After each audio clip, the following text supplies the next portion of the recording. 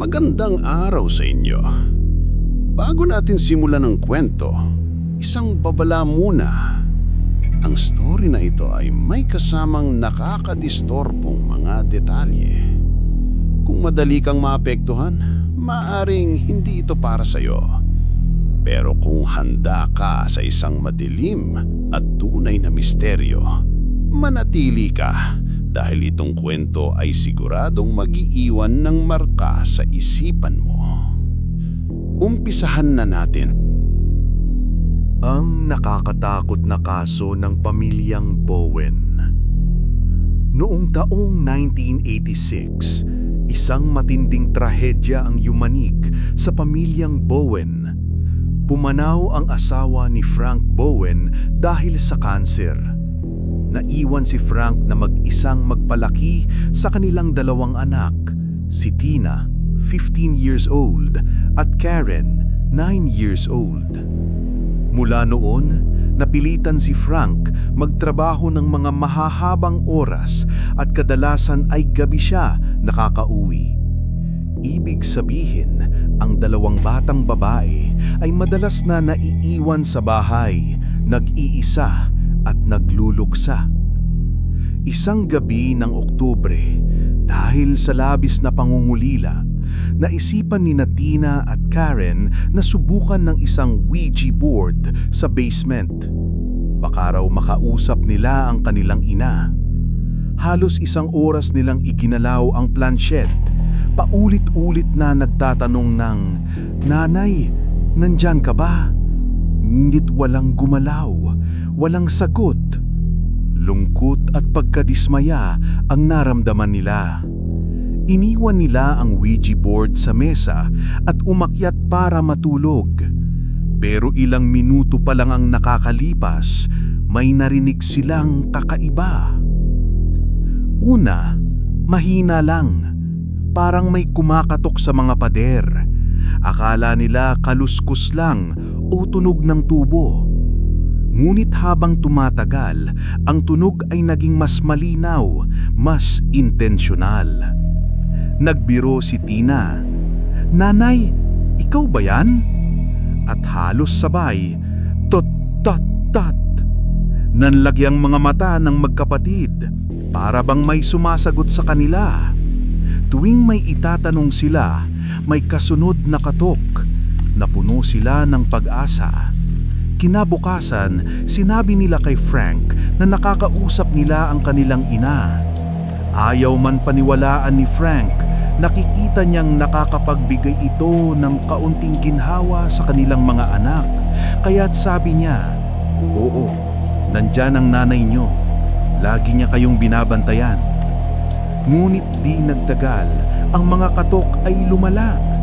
Hindi na lang ito galing sa basement, pati kusina, sala, at maging sa mga kwarto nila sa gabi, naririnig nila. At imbes na magbigay ginhawa, nakaramdam sila ng matinding takot.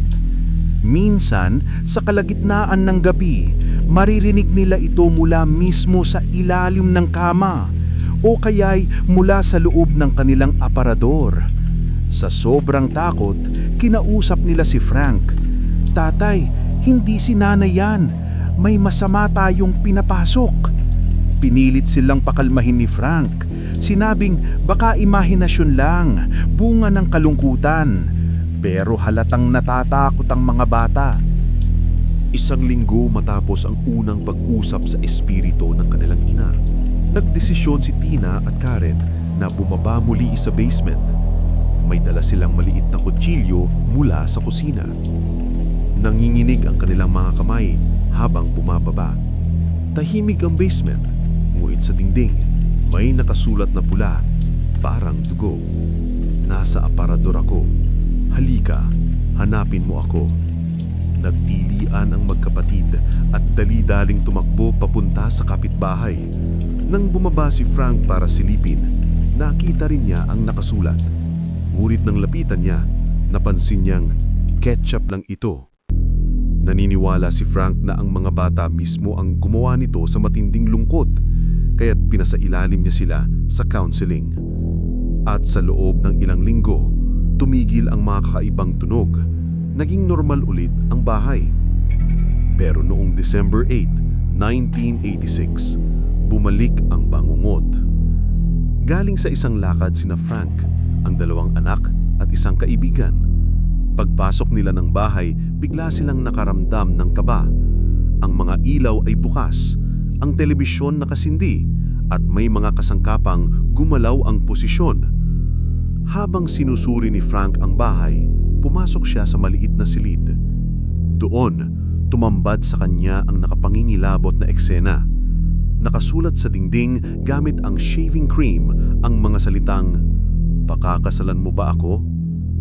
Nangilabot si Frank at bago pa siya makagalaw, biglang bumukas ang aparador. Mula roon, lumabas ang isang lalaki. Nakasuot ang damit ng yumaong asawa ni Frank, may clown makeup sa muka at may hawak na palakol.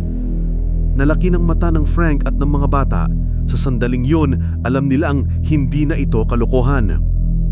Tinulak sila ng lalaki at inutusan na umakyat sa itaas. Ngunit mabilis ang isip ni Frank. Dali-dali niyang ipinasok ang mga anak sa isang kwarto at isinara yun. Buong lakas na itinutulak habang ang manluloob ay sinusubukang pasukin. Habang nagkakagulo, nagdesisyon si Tina. Tumalon siya mula sa bintana sa ikalawang palapag. Bumagsak siya ng malakas sa lupa.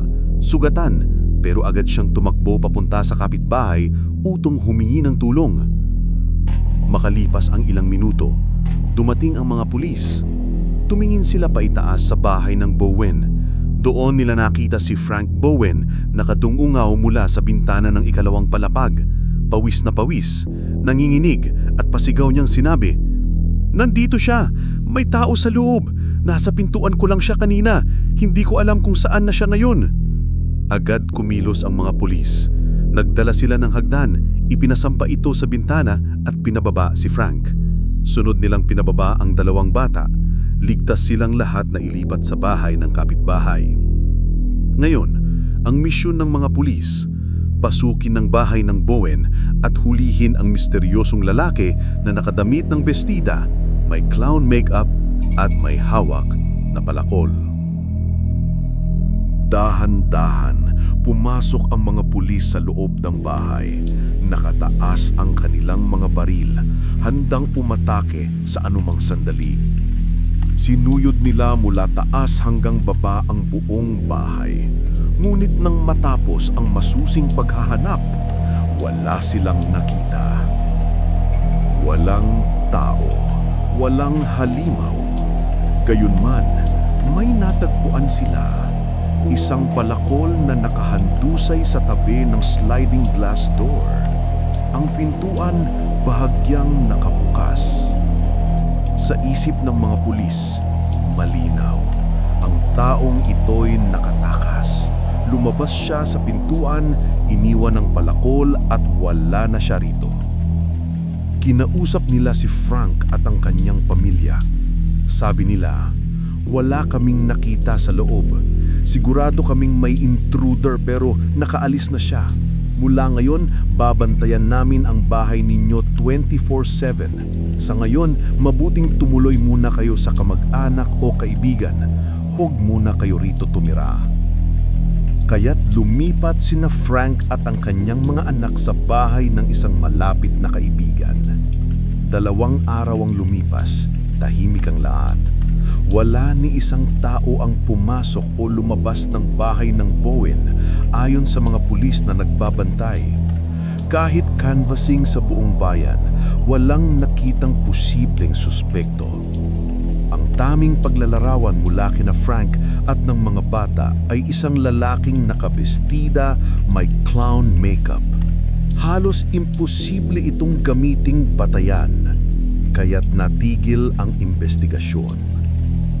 Makaraan ang 48 oras, naisip ni Frank na bumalik sandali sa bahay. Naiiwan doon ang kanyang mga gamit, mga toiletries, damit at iba pang kailangan. Kaya't iniwan niya ang mga bata sa kanilang kaibigan at mag-isa siyang nagmaneho pauwi. Tanghaling tapat, malinaw ang langit. Habang papalapit sa bahay, inaasahan niyang may makikitang pulis na nagbabantay. Ngunit laking gulat niya, wala ni isang kotse ng pulis, wala ring nagroronda. Bakit ganito? Sabi nila bantay sarado ang bahay namin, bulong ni Frank. At habang naglalakad papunta sa pintuan, sa gilid ng kanyang mata, parang may nakita siyang anino na gumagalaw sa ikalawang palakag. Paglingon niya, wala na. Kinilabutan si Frank. Mga pulis kaya yun? Baka sa loob sila nagbabantay. Nag-aalinlangan, tumakbo siyang pabalik sa kapitbahay at tumawag sa telepono. Tinawagan niya ang mga pulis. "Nasa loob kayo ng bahay ko? Kayo ba yung nakita kong gumagalaw sa taas?" Sagot ng pulis, "Hindi, lagi lang kami nasa labas. Marahil dumating ka sa mismong oras ng palitan ng shift, kaya mukhang walang bantay. Bumalik ka lang at siguradong may makikita kang pulis na doon ngayon." At ngang makalipas ang ilang minuto, isang patrol car ang dumating. Lumapit si Frank at ipinaliwanag ang kanyang nakita. Sabi ng opisyal, "Huwag kang mag-alala, walang nakapasok, bantay sarado yan. Pero para sigurado, papasukin ko at sisilipin." Pumasok ang pulis. Sa loob, tumambad ang isang nakapangingilabot na tanawin. May mga baryang nakadikit sa kisame. Ang mga kasangkapan pinagpatong-patong sa iba-ibang ayos. May mga baso ng champagne nakakalat sa sahig. At pinakakilabot sa lahat, mga kutsilyong itinarak sa mga litrato ng pamilya. Lahat ng kutsilyo nakatusok sa mukha ni Tina at Karen. Sa itaas ng mga litrato nakasulat, "Papatayin kita, Tina. Papatayin kita, Karen."